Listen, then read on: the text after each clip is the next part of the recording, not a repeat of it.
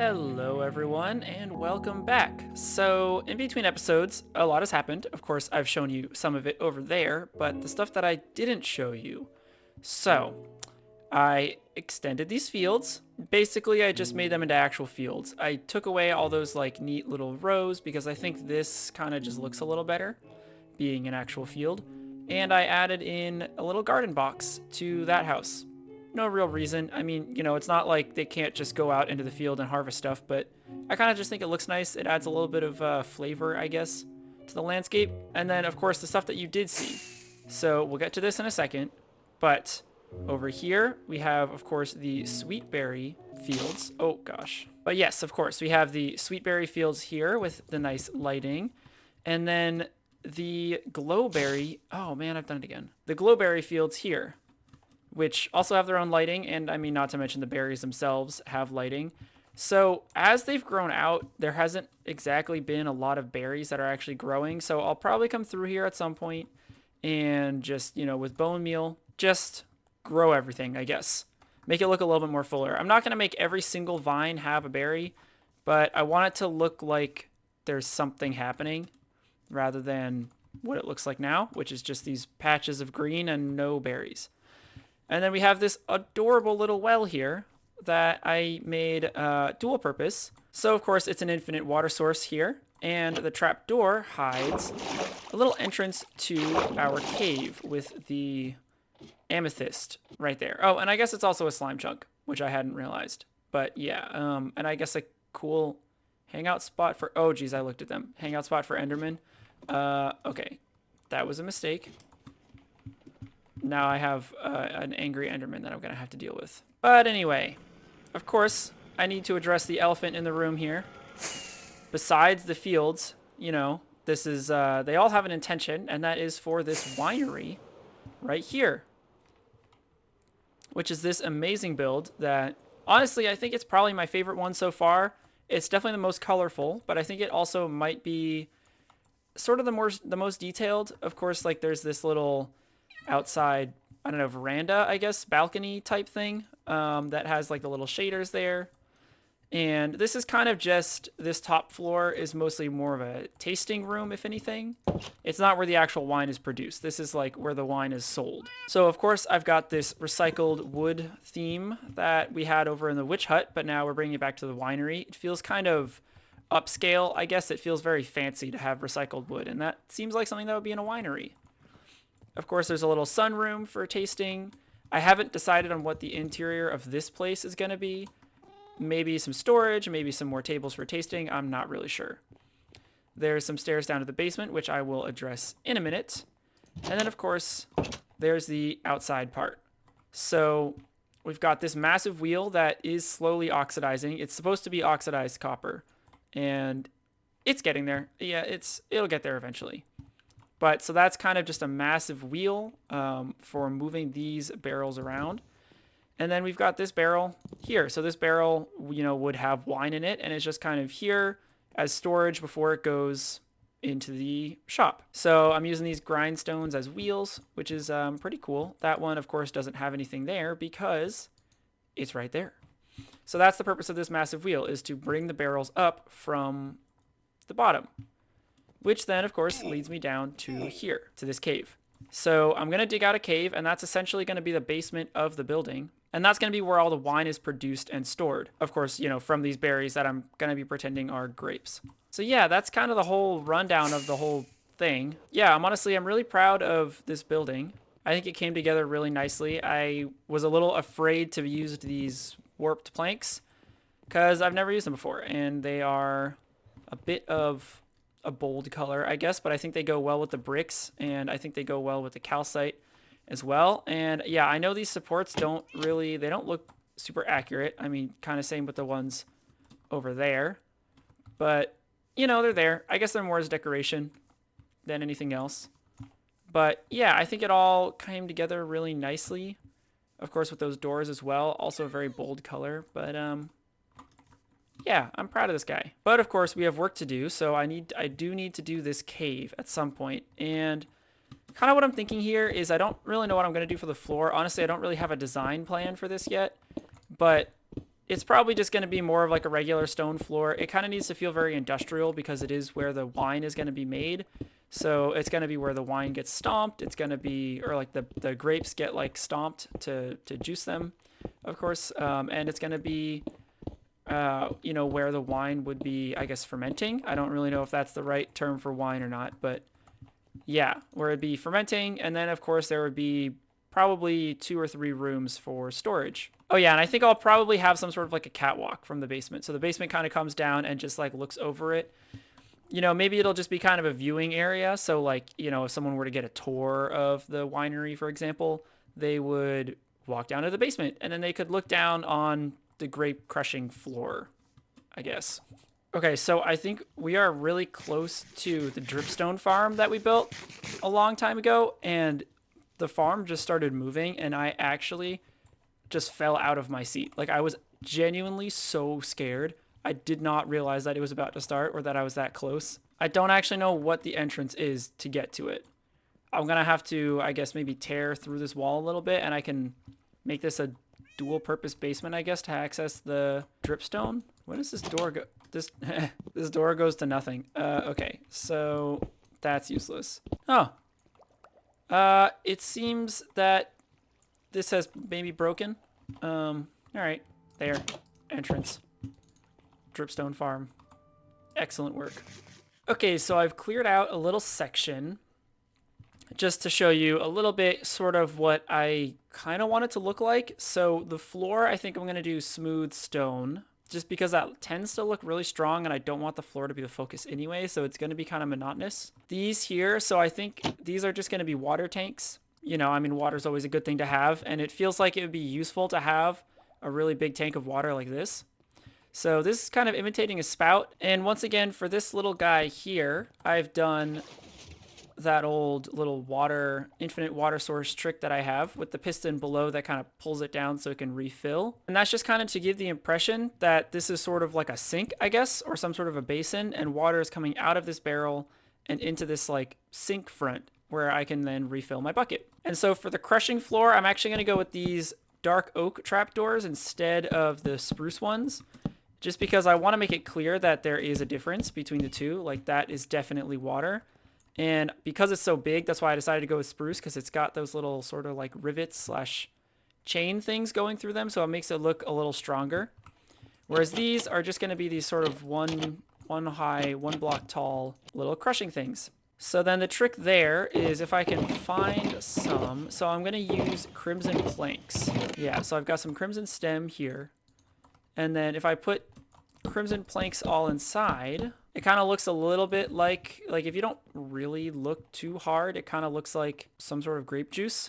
So that looks a lot better.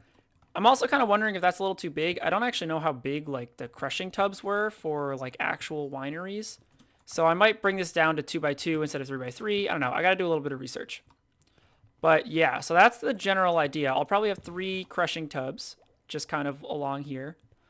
Okay, so I maybe got a little bit carried away, but I have pretty much finished the entire thing. So let me take you through the full tour. So of course, you've already seen this upstairs, and excuse me if I'm a little nervous. I've had 2 creeper incidents at this point, and I'm not sure where they spawned. But yeah, so obviously you've seen this whole area, you've seen this area with the barrels. That copper is oxidizing quite nicely, but still a long ways to go. Anyway, so down this way, I've finished these stairs that go down. And then when you come into here, this is of course the boardwalk. You can look over onto the kind of squashing room floor, and you can kind of see the barrel storage over there. Used trapdoors here for the floor. I just think they kind of look pretty nice. I was originally going to use campfires, but campfires have that issue with, you know, they're kind of just 4 boards laid on top of each other, and they kind of look like a tripping hazard, if I'm going to be totally honest. And in real life, I'm very prone to tripping, so I'm going to say in Minecraft, maybe I should, you know, not make a tripping hazard. But anyway, so on the right here, we've got these racks of wine bottle storage. So obviously I can't put any wine bottles in here, but I do really, really like this design. I really like how it kind of looks like there's these little cubbies for each different wine bottle, and using those dark oak trapdoors back there, Of course, normally they look like, I don't know, there's one somewhere around here. Yeah, of course, normally they look like a chocolate bar. But when you put them behind stairs like this, that indent really, really looks like it's kind of made for a wine bottle or some sort of like a something tubular to slide in, you know? So I think that really pulls it together. I think these look really, really good as wine racks. And so we've got 2 up here, and then we've got the staircase right here. This, maybe I got to fix this because this is a bit of a falling hazard. It's definitely not OSHA compliant, but, you know, we're going to ignore it for now. So you walk down this grand staircase and you are greeted with the barrel storage. So on this little area, we've got these 2 sections for barrel storage. And I used campfires here as the rails. I think that looks super, super nice. And of course, these little grindstones as wheels, as always. They just look very wheelie. And of course, I've got them up here as well for coiling these chains. So, you know, I would assume that these chains are maybe used for like picking these up in order to get these like wheels under them and get them onto the rails. I don't really know. They're just kind of there for decoration. They just make it look more interesting. But I feel like that's kind of a good explanation for them. And then, of course, we've got these 2 in the back. These are, you know, maybe pulling this barrel backwards into storage here. And then, of course, these campfires kind of continue all the way down that way. And on the left here, we've got another 2 racks for the wine bottle storage. Not sure if this makes a lot of sense for them to be here because it's kind of so close to the door. You know, maybe some natural light would get in here. I don't know if wine needs to be kept in the dark or not. Can you tell that I don't actually know a lot about wine? But we're just going to go with it. More wine storage. Why not? I mean, this is a winery. We got to have a lot of it. So, of course, we've got the 2 barrels back there, and then we've got the 2 racks down here and the 2 racks upstairs. And then, of course, as you guys saw, we have these crushing tubs here where somebody, you know, would stand in here and stomp on the grapes and stuff in order to get all the juice out. And there's that water barrel that you saw earlier as well. And then for the roof here, I just kind of made it like a little bit of a half domed arch kind of roof in order for people to be able to see down from the balcony. I think that looks really good. And then of course this rail line is capped off by this stair just so that the barrels don't fly off and then into the field. Yeah, I mean, that's the completed basement build. I am kind of wondering if maybe I want to take one of these barrels and sort of tip it on its side, like off in the field over there or something, and have it be leaking juice as if like something got dropped and it rolled over. But maybe I'll leave it because I kind of like this look of like these kind of perfect road fields and everything. So I might just leave it the way that it is. So that is the winery. And it's honestly, this whole area is really starting to come together. With like the vines down here, this giant building taking up the landscape. I think it's starting to look really, really good. Of course, we've got the pumpkin patch and the farm that we built earlier, which I think looks super, super nice still. It's still, probably this farm area is still one of my favorites, but that winery maybe, you know, takes the cake now. And then, of course, we've got our little small buildings over here. I still really love this little starting building and this witch hut, of course. I need to find a use for it. I think I maybe will put the nether portal in here because yeah, right now I'm basically just using my neighbor's portal and I feel like that's maybe a little rude. I mean, it's not really rude, but like, you know, I feel like I can do better, or at least I should be able to do better. So those are going to be the nether coordinates that we need to put the portal in.